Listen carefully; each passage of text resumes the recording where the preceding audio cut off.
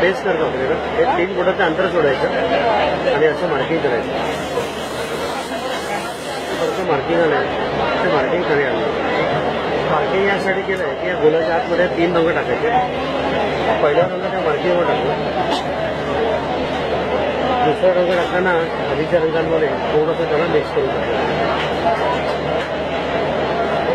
तिसरा रंग हा मध्ये पूर्ण करून टाकला.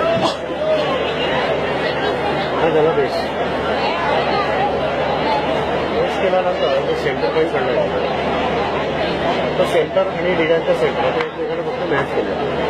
आता जाळीवरती पांढरा, पिवळा आणि पोपटी हे रंग फिक्स आहे. डिझाईन कोणताही असलं तरी लाईट कलर असल्यामुळे ही बेसला वापरायची नाही. सुरुवातीला हिरवा रंग मी बाहेर फिरवला.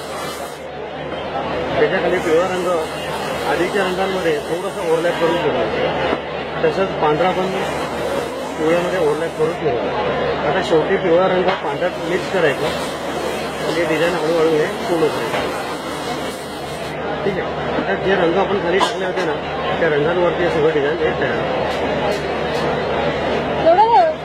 ही पूर्ण प्रोसेस या दिलेली आहे.